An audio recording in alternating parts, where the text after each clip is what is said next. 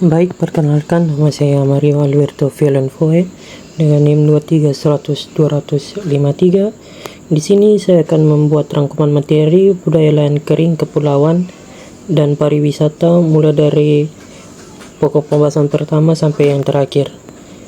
Dimulai dari yang pertama, yaitu budaya masyarakat lahan kering. NTT memiliki wilayah yang didominasi lahan kering, sehingga masyarakatnya telah beradaptasi dengan kondisi tersebut. Mereka mengembangkan cara hidup yang sesuai, seperti menanam tanaman tahan kekeringan, misalnya jagung, kacang-kacangan, dan ubi. Tradisi gotong royong, terutama dalam bercocok tanam dan pengelolaan lahan, masih sangat kental. Selain itu, budaya lokal mereka seringkali terinspirasi oleh tantangan alam. Terlihat dalam tarian, ritual, dan adat istiadat yang mengedepankan rasa syukur atas panen dan ketersediaan air. Ciri utama budaya lahan kering: yang pertama, menanam tanaman tahan kekeringan seperti jagung, ubi, kacang hijau, dan sorghum. 2. Pola tanam bergilir atau tumpang sari untuk memaksimalkan hasil panen meski air terbatas. Yang ketiga, memanfaatkan pengetahuan lokal seperti pembuatan lumbung tradisional untuk menyimpan hasil panen. Yang berikut kehidupan sosial. Yang pertama, gotong royong menjadi budaya utama, terlihat dalam kerjasama bersama, mengolah tanah, hingga membangun infrastruktur sederhana seperti penampungan air hujan. Yang kedua, upacara adat sebagai ungkapan rasa syukur terhadap alam, seperti ritual sebelum menanam atau panen. Materi yang kedua, potensi dan permasalahan pembangunan pertanian lahan kering di Provinsi NTT dan kebutuhan teknologi. Potensi pertanian lahan kering di NTT cukup besar, mengingat keberagaman tanaman lokal yang tahan terhadap iklim panas. Namun, tantangan yang dihadapi meliputi minimnya sumber daya air, keterbatasan teknologi, dan rendahnya produktivitas tanah. Solusinya adalah dengan memanfaatkan teknologi seperti irigasi tetes, penggunaan bibit unggul, dan penerapan pupuk organik. Perlu juga ada kebijakan pemerintah untuk mendukung pelatihan petani agar lebih adaptif terhadap perubahan iklim. Potensi: yang pertama, tanaman lokal tahan kekeringan seperti sorghum, kelor, dan tanaman pangan lainnya memiliki nilai ekonomi tinggi. Yang kedua, lahan yang luas meski kering cocok untuk pengembangan tanaman dan peternakan skala yang besar. Yang berikut permasalahan. Yang pertama, curah hujan rendah dan musim kemarau panjang. Yang kedua, minimnya akses teknologi modern seperti irigasi tetes atau pompa air. Yang ketiga, rendahnya kemampuan pengelolaan tanah yang gersang. Solusi teknologi. Yang pertama, penggunaan teknologi irigasi sederhana seperti embung atau penampungan air. Yang kedua, pelatihan petani menggunakan bibit unggul dan pupuk organik. Yang ketiga, dukungan pemerintah untuk memperluas akses pasar hasil pertanian. Materi yang berikutnya, sistem usaha tani dan penerapan sistem usaha tani terpadu berkelanjutan di lahan kering. Sistem usaha tani terpadu menggabungkan berbagai sektor seperti pertanian, peternakan, dan kehutanan untuk meningkatkan efisiensi dan hasil panen. Di NTT, ini bisa dilihat pada praktik seperti memelihara ternak di dekat lahan pertanian, sehingga kotoran ternak dapat dimanfaatkan sebagai pupuk. Selain itu, masyarakat juga menanam tanaman yang beragam di satu lahan untuk menjaga keberlangsungan lingkungan. Penerapan di NTT, petani menanam jagung atau sorghum di lahan utama, sementara di sekitar lahan ditanam kelor atau tanaman hijauan untuk pakan ternak. Yang berikut, kotoran ternak seperti sapi atau kambing digunakan sebagai pupuk untuk memperbaiki kualitas tanah. Yang berikut, mengintegrasikan peternakan, pertanian, dan kehutanan untuk menghasilkan keuntungan maksimal dari satu area lahan. Materi selanjutnya, secara peternakan di NTT. Peternakan adalah salah satu sektor utama di NTT yang telah berkembang sejak lama. Hewan ternak seperti sapi Bali, kambing, babi, dan ayam menjadi bagian penting dalam kehidupan masyarakat. Sapi Bali, khususnya, merupakan komoditas unggulan yang tidak hanya untuk kebutuhan lokal, tetapi juga diekspor ke luar daerah. Peternakan juga berhubungan erat dengan budaya masyarakat, terlihat dalam tradisi seperti persembahan ternak dalam upacara adat. Peran peternakan. Yang pertama, peternakan sapi Bali menjadi unggulan sejak zaman kolonial karena kualitasnya yang sangat tinggi. Yang kedua, hewan ternak lain seperti babi, kambing, dan ayam juga penting untuk konsumsi lokal dan kebutuhan upacara adat. Yang berikut, budaya dan peternakan. Yang pertama, sapi sering digunakan sebagai mas kawin atau persembahan dalam ritual adat. Dan yang kedua, peternakan juga menjadi bagian dari kehidupan ekonomi masyarakat, terutama di daerah-daerah pedalaman. Materi selanjutnya, potensi sumber daya perairan di NTT. NTT memiliki garis pantai yang panjang dan laut yang kaya sumber daya. Hasil laut seperti ikan, rumput laut, dan garam menjadi potensi ekonomi utama.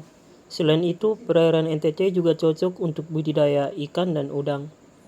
Wilayah ini menawarkan peluang besar dalam pengembangan perikanan tangkap dan budidaya rumput laut yang sudah mulai dikenal secara internasional.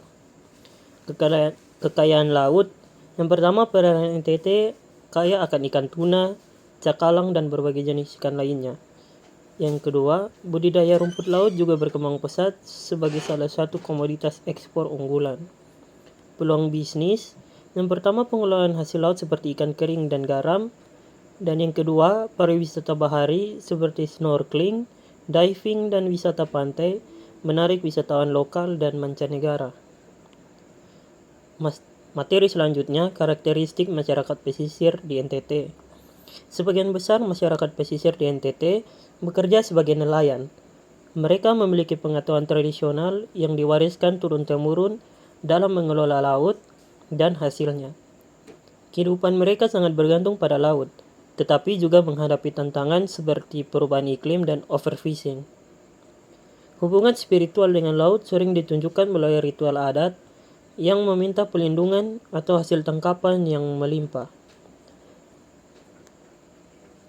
Mata pencarian utama. Sebagian besar masyarakat pesisir berprofesi sebagai nelayan. Mereka menggunakan peralatan sederhana dan pengetahuan tradisional untuk menangkap ikan. Hubungan dengan laut. Laut dianggap sebagai bagian dari kehidupan spiritual, terlihat dalam tradisi seperti ritual penjemputan musim ikan atau persembahan laut. Tantangan yang dihadapi. Yang pertama, perubahan iklim yang menyebabkan menurunnya hasil tangkapan. Dan yang kedua, kurangnya teknologi modern untuk pengelolaan hasil tangkapan. Yang berikut, materi berikutnya, integrasi pengelolaan potensi darat dan pesisir serta lautan secara berkelanjutan. Pendekatan ini menghubungkan sektor darat dan laut untuk menciptakan pengelolaan yang lebih efisien. Contohnya, hasil pertanian seperti jagung dan singkong dapat digunakan sebagai pakan ikan dalam sektor perikanan.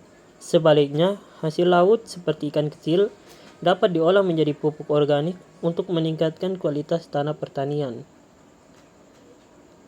Pentingnya integrasi. Menghubungkan sektor darat atau pertanian dan laut atau perikanan untuk menciptakan sistem ekonomi yang saling mendukung. Contoh tambahannya, yang pertama, limbah pertanian digunakan untuk pakan ikan dalam kegiatan budidaya perikanan. Yang berikut, hasil laut seperti ikan kecil atau limbah ikan dimanfaatkan sebagai pupuk organik untuk tanaman.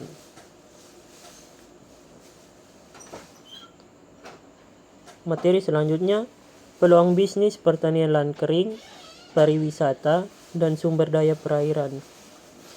Gabungan sektor ini menawarkan peluang besar untuk menciptakan lapangan kerja dan meningkatkan ekonomi lokal.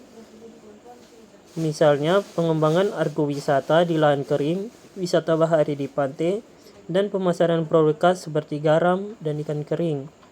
Dengan promosi yang baik, produk-produk ini dapat menjadi daya tarik wisata sekaligus sumber pendapatan utama masyarakat. Pertanian, agrowisata seperti wisata kebun kelor atau sorghum dapat menarik wisatawan.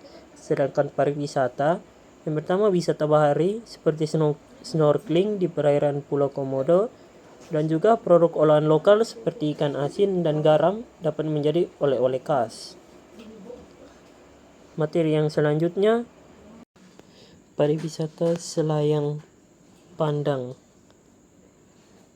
NTT adalah destinasi wisata unggulan dengan keindahan alam dan budaya. Tempat-tempat seperti Pulau Komodo, Danau Kelimutu, dan Pantai Pink menjadi daya tarik utama. Selain itu, wisata budaya seperti tarian tradisional dan upacara adat memberikan pengalaman unik bagi wisatawan. Keindahan alam juga termasuk di dalamnya, di mana keindahan alam tersebut termasuk padang savana, perbukitan, dan laut biru yang jernih. Materi selanjutnya, siapa wisatawan itu? Wisatawan adalah orang yang berpergian ke suatu tempat untuk tujuan rekreasi, pendidikan, atau eksplorasi budaya. Di NTT, wisatawan bisa berasal dari dalam negeri maupun luar negeri yang tertarik dengan keindahan alam, budaya, dan tradisi unik daerah tersebut. Wisatawan di NTT, ada turis domestik yang ingin mengenal budaya lokal, dan ada juga wisatawan mancanegara yang tertarik dengan keunikan Pulau Komodo dan budaya lokal. Materi berikutnya, produk pariwisata di NTT. NTT memiliki banyak produk pariwisata, termasuk kerajinan tangan seperti tenun ikat yang terkenal, makanan khas seperti sei daging asap, serta atraksi budaya seperti tarian tradisional dan rumah adat. Produk ini tidak hanya menjadi daya tarik bagi wisatawan, tetapi juga menjadi sumber pendapatan masyarakat lokal. Dan materi yang terakhir, promosi pariwisata di NTT. Promosi dilakukan melalui berbagai cara, seperti festival budaya, media sosial, dan pameran pariwisata. Pemerintah dan masyarakat bekerja sama untuk menonjolkan keunikan NTT, baik dari sisi alam, budaya, maupun keramahannya. Promosi yang efektif akan menarik lebih banyak wisatawan dan meningkatkan kesejahteraan masyarakat. Promosi yang dilakukan untuk menarik wisatawan ke NTT melalui media sosial bisa dilakukan dengan mengunggah foto dan video keindahan alam NTT, festival budaya, acara seperti festival tenun ikat, dan festival komodo meningkatkan minat wisatawan.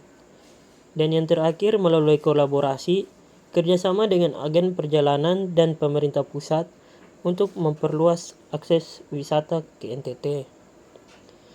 Sekian dari rangkuman materi yang saya buat mengenai budaya lahan kering kepulauan dan pariwisata. Sekian dan terima kasih.